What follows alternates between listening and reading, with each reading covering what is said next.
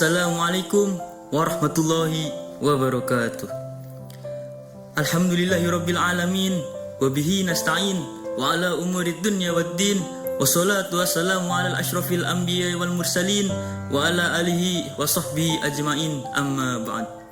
Faqad qala Allah ta'ala fi kitabil karim fa huwa astaqul qailin a'udzu billahi minasyaitonir rajim bismillahirrahmanirrahim. Faya ayuhan nas ittaqullaha haqqa tuqatih wa la tamutunna illa wa antum muslimun. Shadaqallahul azim.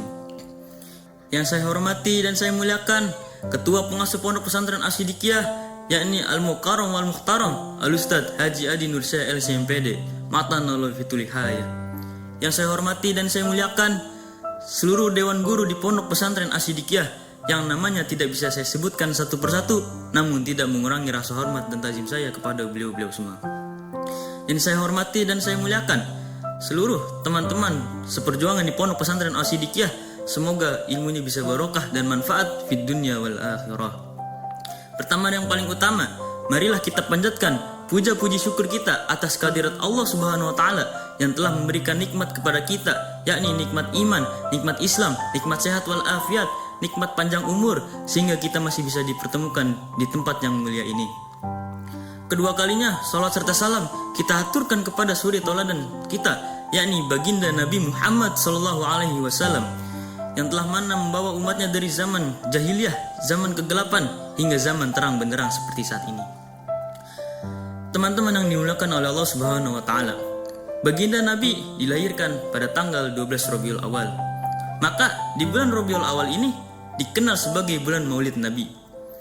Banyak acara-acara besar yang diselenggarakan untuk memperingati hari lahirnya baginda Nabi Muhammad SAW. Lalu, mengapa hari lahir baginda Nabi diperingati? Bukankah Nabi sudah lama wafat? Bukankah kita bisa bersolawat setiap saat?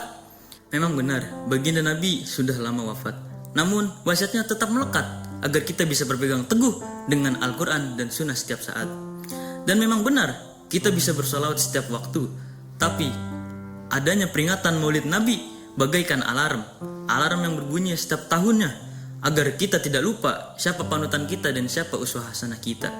Kita harus sadar bahwa Maulid Nabi bukan sekedar pesta, bukan sekedar acara biasa, bukan sekedar lampu berwarna-warni, bukan sekedar konsumsi nasi kotak, bukan sekedar bermain hard rock, tapi Maulid Nabi adalah syiar untuk menumbuhkan cinta, mendeklarasikan cinta, mengutarakan cinta kepada baginda Nabi besar Muhammad SAW. Cinta kepada Nabi bukan sekedar kata, tapi juga bukti.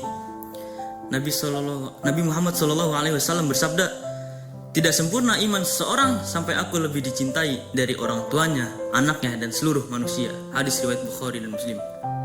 Teman-teman yang dimuliakan oleh Allah Subhanahu wa taala, sebelum baginda Nabi dilahirkan dan diutus sebagai seorang rasul, di zaman dahulu disebut dengan zaman jahiliyah. Banyak orang-orang yang menyembah batu, ada yang menyembah patung, ada yang menyembah api, dan ada pula yang menyembah hewan. Na'udzubillah. Wanita dipandang hina, anak perempuan dibunuh hidup-hidup, yang kaya menindas orang miskin tanpa belas kasihan, ketimpangan moral, kebejatan akhlak, kehancuran akidah merajalela, yang kuat jadi raja, yang lemah jadi budak, yang kaya dipuja-puja, yang miskin dihina-hina. Itulah wajah dunia yang gelap gulita.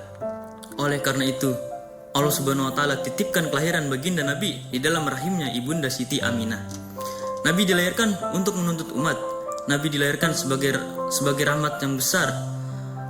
Dan ketika baginda Nabi SAW di usianya yang ke-40 tahun, Nabi diangkat sebagai seorang rasul. Tujuan utama dari baginda Nabi Muhammad SAW adalah innama bu'istu liutammima makarimal akhlak.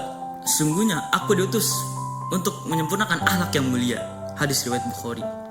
Teman-teman yang dimuliakan oleh Allah Subhanahu wa taala, apa arti pintar kalau suka bohong? Apa arti kaya kalau suka sombong? Apa arti cantik? Apa arti ganteng kalau suka menghina? Apa arti berotot kalau tidak mampu menahan emosi? Itu semua tidak ada artinya jika tanpa adanya akhlak. Itu semua menjadi sia-sia tanpa adanya moral. Itu semua tidak ada gunanya tanpa adanya adab.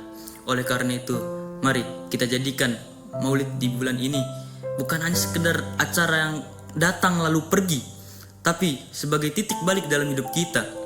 Yang tadinya malas sholat menjadi rajin ibadah, yang tadinya berkata kasar menjadi lembut lisannya dengan berzikir dan sholawat.